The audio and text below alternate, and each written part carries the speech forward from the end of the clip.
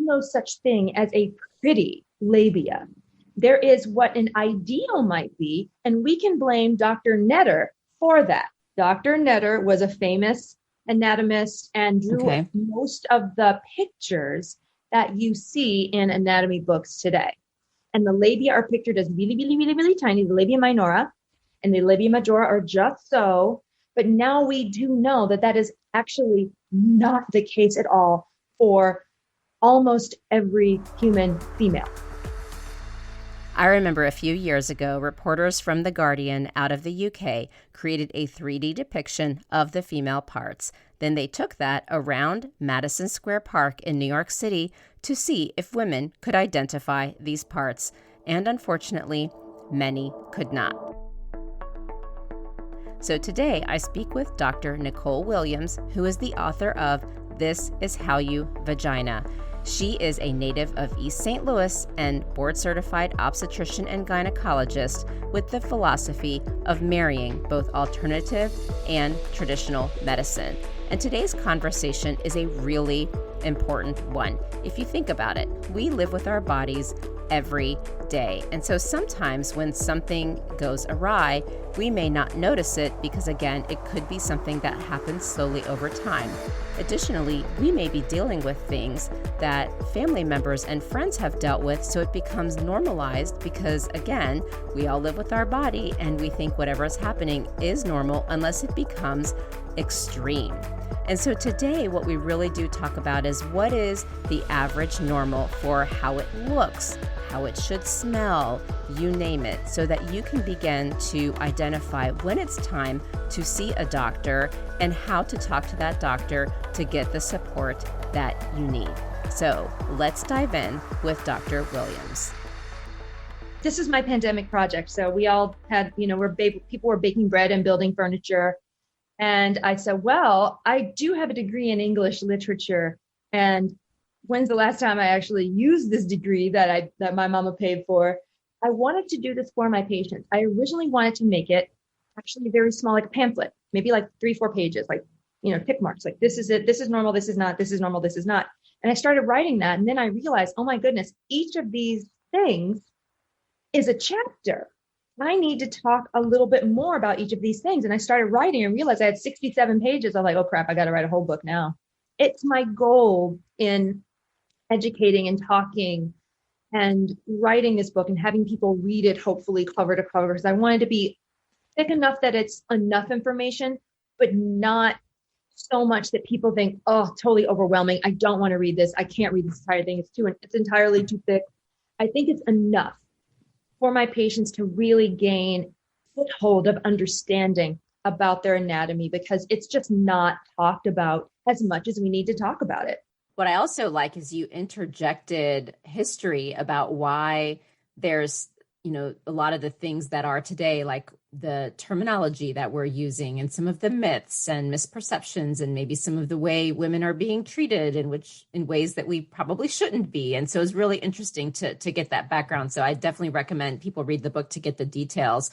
So why don't we cover some of the highlights so people get a sense of the types of things that you wrote about? So first, I wanted to start by this quote in your book where it says, "The vagina serves as both a sexual and functional organ, able to give us indescribable pleasure during sex and allowing enough stretch for the birth of a human child." And I thought that was such a beautiful summary of the vagina. But what I thought we could do is one of the things you talked about in there, and actually I had interviewed Dr. Rachel Rubin and we did a whole episode on orgasm. And one of the things she said she does with her patients is she gives them a mirror to look at and she gives them a tour of their female parts.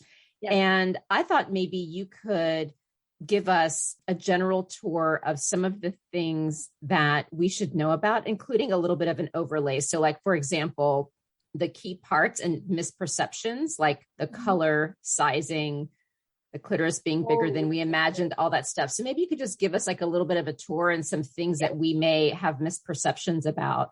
Now, it depends on your ethnicity. So the first thing you're going to see when you stick a mirror down there is labia majora. Those are the fat ones. Those are the ones everybody thinks are supposed to be, super chubby, almost like butt cheeks, but around your vagina. And those are generally the same color as your skin. That's hair bearing too. So we want the hair there for a reason. And we can talk a little bit about that and why your vagina does have hair on it. That's actually purposeful. Then once you go into the labia minora, and that's going to be those little ones in the inside. Now, those might vary in length, breadth, or color. If you are very, very pale or Scandinavian, or so you're going to be like this kind of pink and actually way pinker than the rest of you. They might be really like beefy pink. And, or if you are a person who has melanin, then those same little labia are going to appear dark. And that's actually completely normal. No need to bleach that because it's supposed to be the way it's supposed to be. Now, I also want to show this little area here between your vagina and your anus. That's your perineum. That's the thing that the goddess let rip when you have a baby. Why that? Because there is nothing erogenous between your vagina and your rectum. Nada. It's just a bit of, it's all called a perineal body, and it's meant to rip. And it closes together. Actually, if you did very little, if you have a little tear, you don't have to do anything to it when you have your baby. Then if we look up top, and this is why the goddess is amazing, everything is safe. And there has been some anecdotal evidence about women who are in labor, having a baby, experiencing incredible pleasure at the height of the birth, because what's happening is that's actually being stimulated, and that's Dr. Grafenberg's spot. That's what you can stimulate with a partner or with your own finger whenever you do want to have what is called a vaginal orgasm. But we all know that all orgasms are clitoral. It's just that there is a portion of the clitoris that is located immediately superior, like right on top. If you put a finger in there and go like this, up and down, like a come here kind of motion, that's where you're going to feel it. So we have labia majora, labia minora, perineum. Of course, you'll see your vaginal opening, clitoris, and of course the mons is the thing on top, and that's hairy. We talked about that being hairy. And also, if you look very, very closely, right on the inside where the vagina is, you're going to see these little like finger-like projections. So if you've never had penetration, that might just be a little straight little line of pink right there. That's the hymen. If you've had penetrative anything or ridden a bike or done bars or anything like that, that just might be little finger-like projections indicating that it's torn. All that is a hymen. We don't necessarily need it. It is a vestige. It has no special properties of magic, so there's no need to keep it if you think that it's something special. It is not. It's just leftovers. Aren't a lot of people upset about the sizing and then also the coloring outside? Like, where is that coming from? When we're talking about labial or vaginal beauty, I tell my patients this all the time. It's all ugly. That's why we sit on it. Faces are beautiful. That's why they're on top. Because I want to give you perspective. No such thing as a pretty labia. There is what an ideal might be, and we can blame Dr. Netter for that. Dr. Netter was a famous anatomist and drew most of the pictures that you see in anatomy books today. And the labia are pictured as really, really, really, really tiny. The labia minora and the labia majora are just so. But now we do know that that is actually not the case at all for almost every human female. In my book, I go into detail about this, and I found an artist from England who did a plaster cast and left them race-free. So it's all just plaster, so you don't know what the ethnicity of the person is. It looks like asymmetry is the norm rather than symmetry. Right. Sometimes one labia is bigger than the other one, and that's really okay. Sometimes the labia majora are very small. Sometimes they're very big. Sometimes something's hanging. Sometimes it isn't. And this is all normal.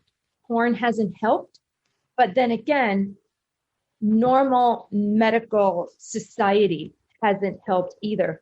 The clitoris wasn't even pictured in anatomy books until we got a really good MRI view of it in the 1990s, but we started putting the pictures in there sometime in the early 80s. education for physicians. And even looking at the pictures that we look at in our anatomy books, it doesn't look like that. Women don't look like that. And because this is what we see, we try to achieve what we think is an ideal. Almost like, African women using bleaching cream to try to get their skin to be lighter, or some women trying to narrow their noses, because the ideal beauty is that of a European. Very similar to what's going on down below. And I want my patients, I want everybody to unlearn those things, because it doesn't help our self-esteem when we don't think that we're pretty. And that's why I say it's all ugly. It's beautiful in its functionality. That's what I want us to focus on, the function and the form. And that is what's beautiful. Another one that comes up is smell. And so how does someone know if it's, and this goes back to, like, again, I don't know if it's this perfection too, because of douching and all of these things that are being pitched about making it smell better down there and all these things. And so I think it's really important to cover, like, what is normal. So the idea of having one's vagina smell a certain way goes back at least about 60, 70 years ago. The earliest reference I found about this modern reference is kind of sometime in the 1950s, where they used Lysol. In McCall's magazine, there was an ad for Lysol. It's actually in the book. And it pictures a woman who's sitting looking very distraught, very despondent. And there's a man in the background walking out the door looking at her sideways like, that's nothing nice. And the caption says, why does she spend the evenings alone? And what? I don't remember this one, because I remember reading the Lysol about how women got sprayed down after birth.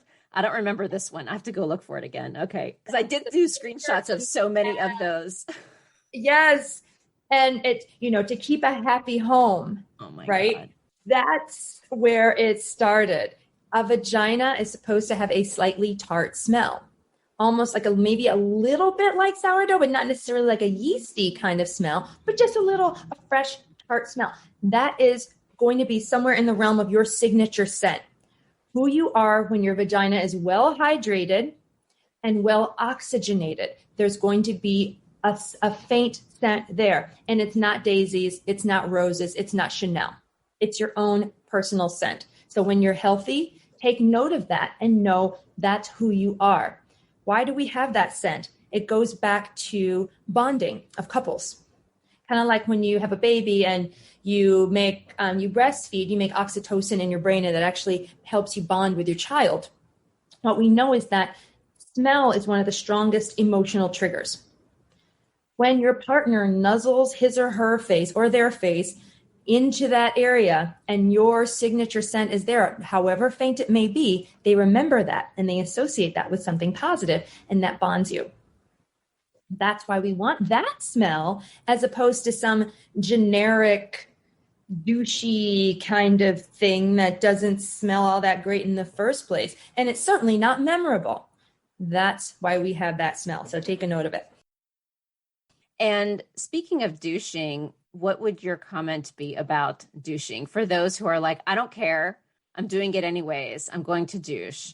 Let's go with just a few things. You don't Sure. want to douche because you have healthy bacteria in your vagina, just like you have healthy bacteria in your mouth and in your entire GI tract. We want bacteria there. Bacteria actually are helpful.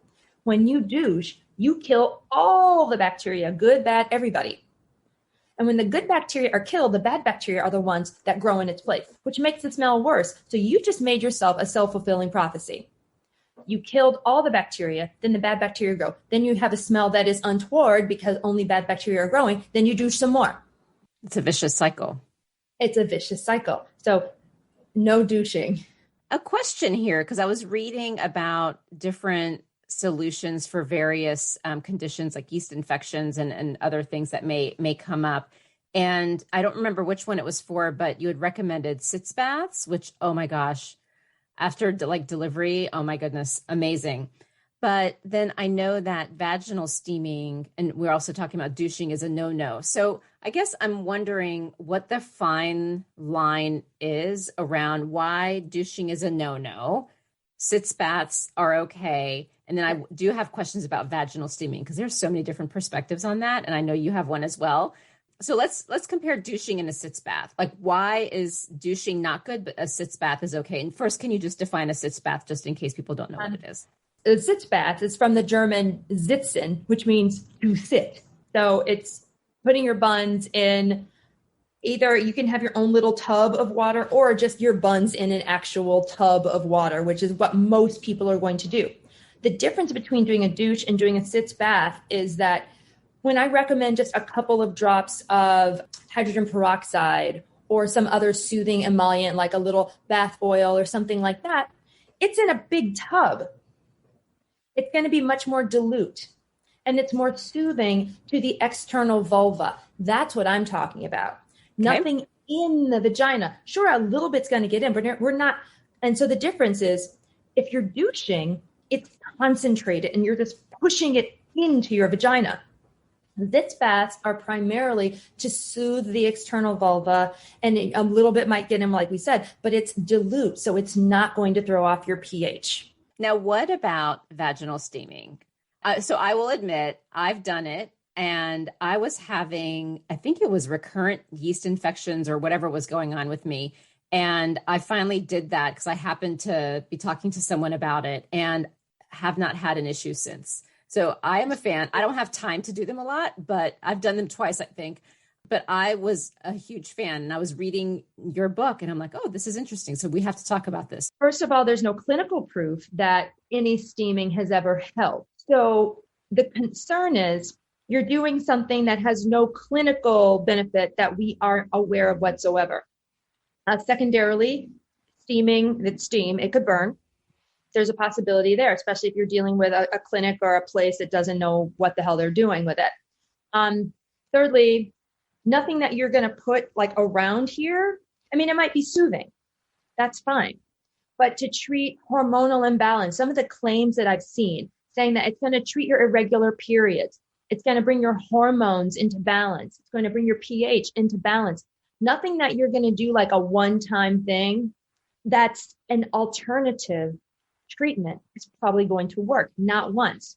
Now, normal medicine from Walgreens, if you have a yeast infection, you take one pill, generally that works because it has studied. We know that it works. We've actually looked at under the microscope at the yeast before and after treatment. We know those things work. My concern is when people do these things and they feel better, because subjectively, you might feel better. Objectively, you may not have had yeast at that time. Right. Because you don't have any objective data that said, we tested Georgie's, and then we said, we looked at it, oh, goodness, that's yeast. And then you did a steam, and then we looked again, and then we tested you again, oh, no yeast. We don't have that. All we have is how you felt. It might make you feel fine. And like I said in the book, I have a very good friend of mine whose name will never be spoken by me on any podcast anywhere ever. When she breaks up with a guy, she does a little ritual steam. And, she makes her feel better. And steam, it's fine. I have a humidifier in my house. I'm not going to squat over it. But, like if, for example, my pants are too tight today and, because I've been eating and I usually wear a size 4, but I'm probably more like a size 6 right now. And my pants are a little tight. I could see how a steam could be soothing, but I don't want people to think that just because it's soothing, it's going to solve a problem. Got it. I love that. No, that's perfect. Because, this is one of the things I want to bring up. So my background is in the healthcare industry. And, right now I've been battling with encopresis for my son, which is another term for constipation, because he's been holding it in. And I've been navigating the healthcare system. And what's hard is, even in women's health, there's just not a lot of funding for these, for clinical trials so that doctors have the evidence. And so we're left with doctors have only so many tools that have data behind it. And then there are these other things that, are not studied, and we have social media. So it's a challenge. Like with my son, where I was going with that is right now, the solutions they have are Miralax and X-Lax.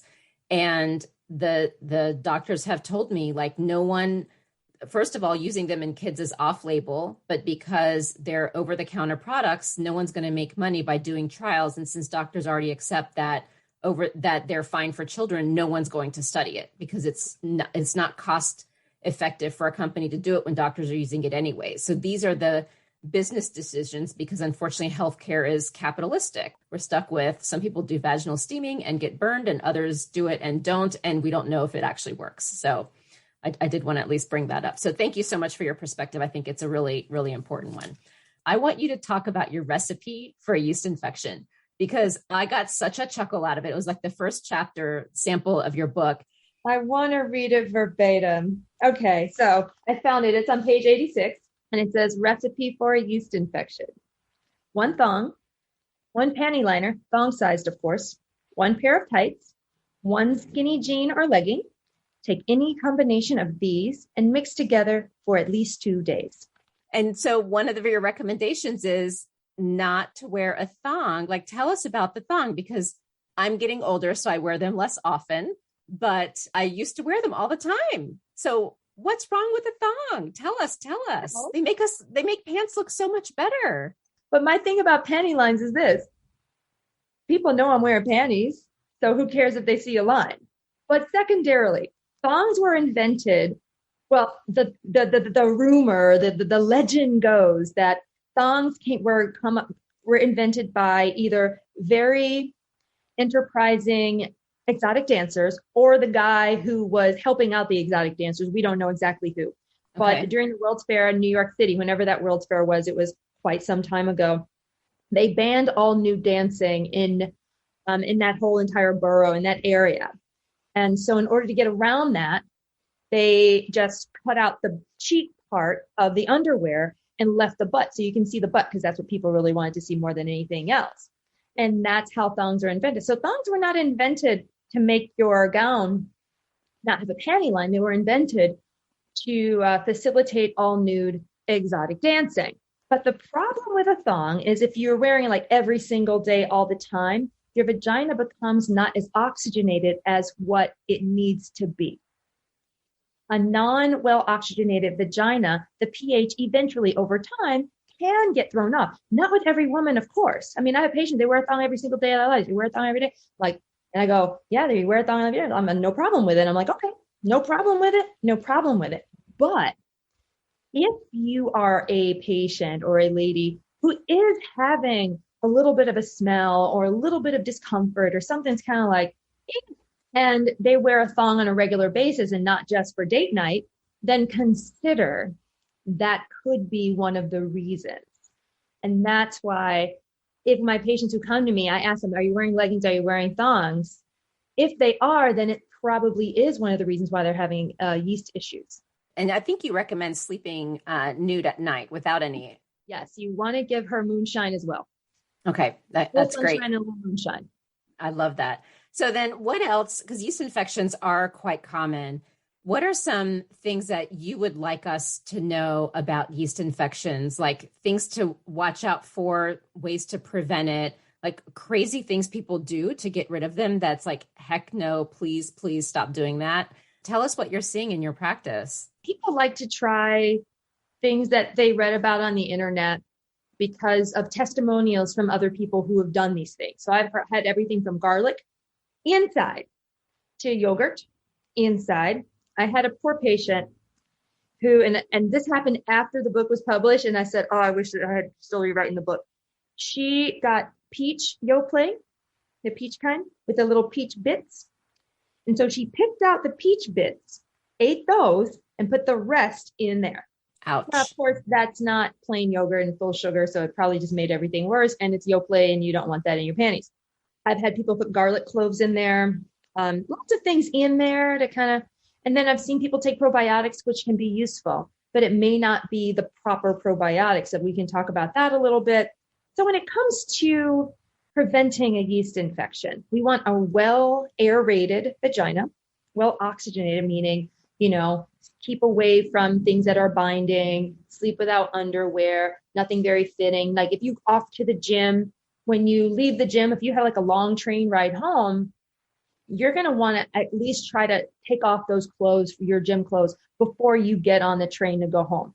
Because if you have 30 minutes, another 40-minute ride, then you're just sitting in that sweaty, icky. It doesn't matter if it's like wicking away or whatever, the fancy leggings that you pay $200, it's not going to matter. Still, just take them off. Because when you have that warm, moist environment, yeast is going to proliferate. Now, most women, about 70% of women, are going to have a few little yeast buds in their vaginas, which is fine to have as long as everything is kept in balance. So what happens is when we do that gym trip and we forgot to take off our leggings or our workout clothes, or if we are sleeping in underwear a lot, or we're wearing a lot of binding things and we forget in a warm, moist environment, we're always sitting with our legs crossed like so, she's not getting any air. It's an anaerobic environment. Yeast love, when you're baking bread, you have to cover the bread, and you have to sit it somewhere. So then the yeast can proliferate. What are you doing when you're sitting with your legs crossed all the time? If you have a few yeast in there, you're prone to these infections. It's only going to make it worse. So I actually sit like man spreading and give her air. I try not to do anything binding, and I drink enough water. The other thing I wanted to cover is how our vagina changes over time. I think that's a really important one because, I'm in perimenopause now, and I've given birth recently, and, I've been a young woman, and it really does change, but I don't know if we really talk about it. And there's, jokes we may, talk about, there may be things we read about, but what are the facts? What happens after birth is that, so your vagina can stretch almost 10 times its normal diameter in order to allow for the birth of your child. And that's all because of collagen. And we love collagen, right? That's our favorite molecule. It helps all of this in your cheeks. It helps your lips stay nice and plump. These are the things that we like about collagen. Now, unfortunately, of course, as we move into the perimenopausal portion of our existence on Earth, you're going to have less collagen in that system wherever you're talking about, even in your vagina. So your vagina is going to be a little bit less elastic because collagen is that stuff that gives us a lot of strength, but it also gives us elasticity. So less elasticity in that area, 'tis true. Also, you're going to have less estrogen in that system as well. So less estrogen means lactobacillus, which loves estrogen, might decrease. And that's that healthy bacteria I talk about like all the time in the book. Lactobacillus here, lactobacillus there. So you're going to have a little bit less lactobacillus because of less estrogen. Less estrogen also means less blood flow to that area as well. So you do have a few things working, not necessarily against your vagina. It's just a change in your vagina. I tell my patients this all the time because I even talked about this in the book. I had a patient who was an older patient. She was 80, I believe, and she had some discharge and told her primary care doctor. Primary care doctor sent it to me. I looked, everything looked fine. In fact, it looked better than fine. And I said, well, everything looks fine. Why'd your doctor send? She's like, oh, it has a discharge. I was like, well, what are you doing? Are you having any sex? She's like, me and my husband, we've been going at it like bunnies since he got that little pill. What that tells me is this. Sure, there might be physiologic changes. However, if you're still using your vagina to her potential, I kind of anthropomorphize, shame on me. But if you're using your vagina, it's still going to be there for you sexually. And it will actually, she's still having discharge because it's being stimulated. So even if your vagina has a little bit less collagen, has a little bit less blood flow, has a little bit less lactobacilli, it can still take you long and far if you're still treating her right. With birth, it sounds like there's not a ton that we need to, like, is there a change that people can have? Like, I know in the book you talked about like prolapse and, the health of the pelvic floor. Mm-hmm. Outside of that, are there other things that women should be prepared for, like near term or long term, that may change? It's primarily from sexual function that my patients have concerns after they've had their babies. And especially when we talked about like that part right there, the perineum between the vagina and the rectum that might have torn. I have had some patients have some pretty significant pain there. And actually there's muscle groups under there. That's pelvic floor issues. So primarily my patients are more concerned about what sex is going to feel like, what's it going to feel like for my husband. And that's why we talk about using a pelvic floor therapist. And if you can't have one in your area, at least doing some basic exercises to help keep your pelvic floor healthy. That's going to keep you, leak free, or at least leak decreased. That's actually also going to help decrease the risk of prolapse. Have like 8.5, 9 pound baby, your vagina, even though it's a really great organ, that was still a stretch for it. Right. You want to have at least, 5, 6 pounds, which is easier for your vagina to handle. You have a 7, 8 pound baby, sure, that could be a problem, but doing those pelvic floor exercises can be really, really helpful. So pain is one of the big issues. And I talk to my patients all about that. Start slow.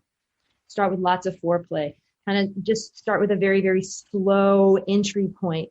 Those are the things that my patients really, really are concerned about more than anything else after birth. But then as we kind of start to move into the menopausal transition, dryness becomes a really big deal. And we talk about the use of a really good silicone-based lube. I like silicone better because it sticks better than a water-based lube, but you're going to get it like a Walgreens or, Dwayne Reed or something like that. And it lasts a lot longer. Don't use oil-based lubes, because if you are having sex with a penis-holding person and using a condom, that can break down the condom. Right. So silicone is going to be the best. And if you don't have a partner, then hate to talk about it, not to hate to talk about it, I love to talk about it, but masturbation can be helpful because that can keep your vagina lubricated. Even if you don't necessarily use a toy, that's going to keep your vagina lubricated when you're sexually stimulated. Okay. Probably very important for single folks during COVID, right? Oh, yeah. Right? I've been interviewing some sex experts, so we've been having a ton of fun. I love talking about things that people don't want to talk about. I truly get such joy. I don't know why, but I do. Okay. And then you talked about also vaginal estrogens for those in perimenopause and menopause. So talk to us about that, because, I know that the facts are starting to come out more and becoming more clear, especially in light of social media, but there could be still some of the myths out there about estrogen's bad, you're going to get cancer, and all of these things are going to happen to you. So talk to us about the vaginal estrogen and how that can be beneficial for perimenopausal and menopausal women, and then maybe some of the myths around estrogen, generally speaking. Estrogen for ladies who are really suffering from, pretty moderate to severe vaginal dryness. So we know that estrogen helps to support lactobacillus, which is the healthy bacteria, which is responsible for good lubrication, the overall health of the vagina. Estrogen also helps bring blood flow to that area too. More blood flow is going to equal a pinker, chubbier. The only place we want wrinkles is in our vaginas. And those wrinkles indicate beautiful, redundant, nice, beautiful, stretchy tissue. Okay. So if we need to substitute the estrogen that is not in our systems. We do it locally with a vaginal-based estrogen. And over time, that can help bring back lactobacilli. That will certainly bring back blood flow. And it can also help with lubrication. Now, I actually talk about, and I had to put a box, like a special little area in the book about, does estrogen in my vagina give you cancer? So we looked at the original study that was done many, many, many, many years ago, called the Women's Health Initiative. And they looked at this. It was a huge study. They looked at women in the upper 5 figures of women over many, many years. And it looked at postmenopausal women who use vaginal estrogen have the same risk of invasive breast cancer, uterine cancer, colon cancer, blood clots, and stroke as those who didn't use vaginal estrogen. And that study was massive and pretty clear. Vaginal estrogen generally does not cause cancer. And by the way, you also talked in the book about estrogen dominance. I know so many that I've interviewed on my podcast have said, I'm so sick of this terminology. We need to stop using the terminology, because technically that's not what's happening. Oh, estrogen dominance. I believe estrogen dominance kind of came from the alternative medicine sphere. But in actuality, it's more of a testosterone imbalance than anything else. But I think women just don't like to use that term testosterone. But what happens is if your body has too much of one thing, it turns it into the other.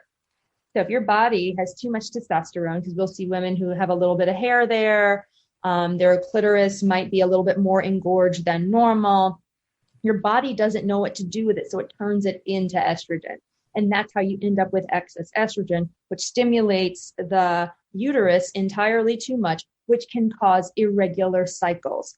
Can also, over a long period of time, increase the risk of invasive uterine cancer, because too much estrogen is not a good thing. That's the concern about calling it estrogen dominance, is we're not looking at the root cause of the problem. Very important. Thank you so much. And I don't think we're trying to make people panic if you have this quote unquote estrogen dominance, you're going to get the cancer, but it's an important awareness to have, because you've explained what happens to the body. And certainly I would assume talk to the doctor and make sure you're solving for the root cause. Please discuss it with your physician or practitioner. Okay. And then since you were talking about probiotics, I do want to address this. I hadn't planned on to, but I would like to, because I think it's an important topic, because so much is coming out about probiotic. There's various combinations of women's probiotics. There's, if you're menopausal, if you're a woman, if you just want general probiotics, and then do you put it in your vagina? Do you take it orally? And if you take it orally, does that help what's going on with your vagina? It's confusing. I like to start with the basics, Georgie. When you're in the probiotic aisle, I usually will just get a general probiotic. You're going to oh my God, which one? You want the one that's going to give you a lactobacillus species, like we talk about. I want to keep it easy. You want to have different types of lactobacillus, but for this discussion and for you going to Whole Foods, make your life easy. Acidophilus, 50 billion parts per million. And the one that you usually have to keep in the fridge. Now they're developing shelf life available 50 billion parts per million that you can keep without your fridge. But for right now, the one that you have to keep in the fridge, 50 billion parts per million, usually of the lactobacillus species. Now, if it's oral or vaginal, we know that whatever we do with our guts, the guts really are more of the engine of our innards than we realized. We're learning this now. We're kind of catching up to the fact that our GI tract helps to regulate many, many things. I say healthy gut, healthy vagina. So you don't necessarily have to expend the extra money, because there's a female tax on everything. So if you go to the health food store and you see a general probiotic, and then you'll see a women's health probiotics, probably like $10 more. That's true. Let me ask you this. So, because one of the things, I actually spoke to a friend of mine, and she's a nurse practitioner, and she's worked with wealthy patients and those who are very, very poor. And one of the things she talked about, and I actually told her it's a frustration for me as well, and it's a lot of it is our healthcare system, is it seems like a lot of the things we cover, the solutions are for people who have great insurance coverage and a lot of money. So Let's say I can't go to Whole Foods, and what do I do? Is it not worth getting the ones that aren't refrigerated? Is it better than nothing? Like, where would you say? And I know that you're not like the deep science in probiotics, but generally speaking, as an OBGYN who sees so many different patients, what would you say? I would say that any good general health probiotic is better than no probiotic at all, especially if your gut is a little bit irregular, or if your diet is not the greatest diet ever. And we live in America, for God's sake. We all know we are not eating the ideal diet on the whole.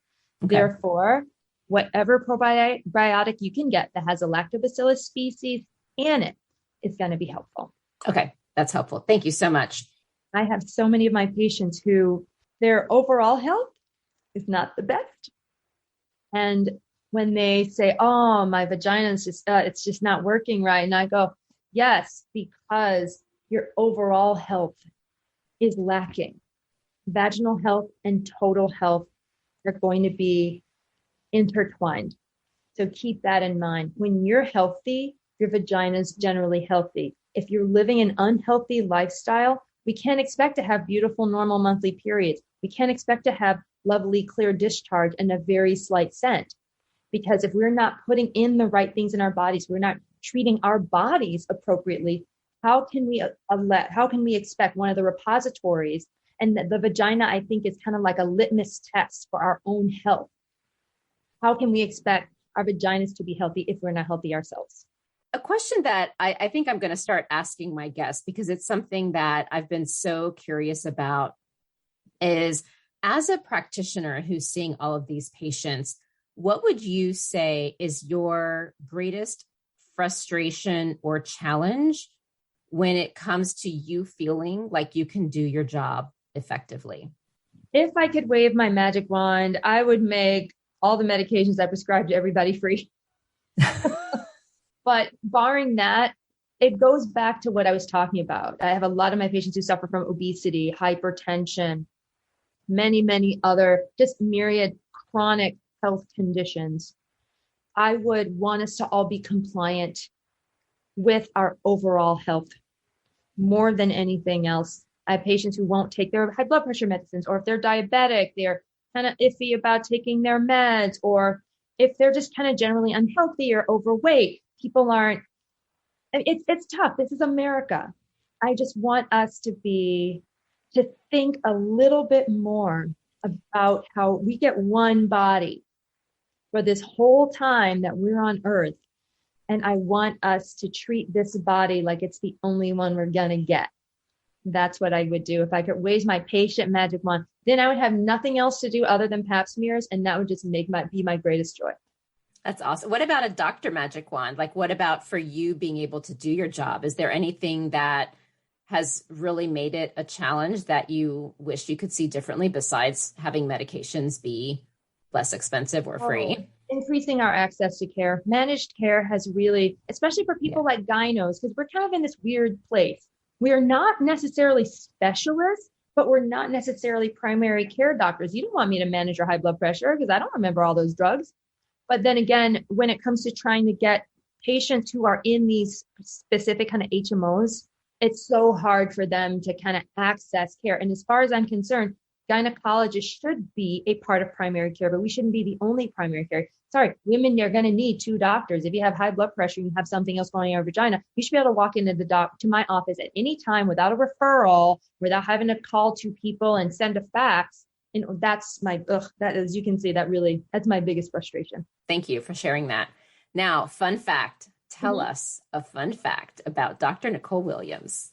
I know how to tap dance, and I'm actually really good at it. I'm incredibly good at tap dancing, which is the most useless thing. If I would have known this, so I don't prep my guests for this question because it's so fun to get the impromptu, but if I would have known this, I would have said, get out those tap shoes. I want to see it. Odds are they're at home.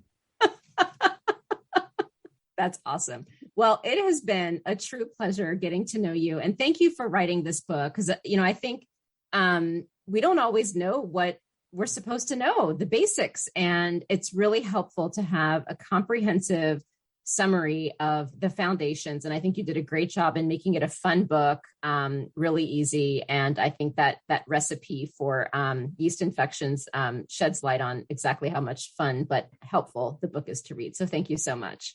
It's my pleasure, Georgie. Thank you so much again for having me on. Thank you for joining me today on Fempower Health. If you'd like to continue the conversation, please follow me on social media. I am most active on Instagram, LinkedIn, as well as TikTok. You can also subscribe to the weekly newsletter if you want to stay off social media to get the latest and greatest updates. And you can find the link to that either on my website, fempower-health.com, which is a hub to all the different health topics I've covered over the past 5 years, or you can go to the show notes where there's links to all the helpful resources that are relevant to this discussion. And if you know of someone in your life who would benefit from this information, please do pass this along, because that is how we can ensure this important information reaches those who need it most. And for anything that is discussed medically, please understand that none of what we share on Fempower Health is medical advice. It is all for information purposes only, and only a conversation between you and your doctor can give you the care that you need. Thank you very much.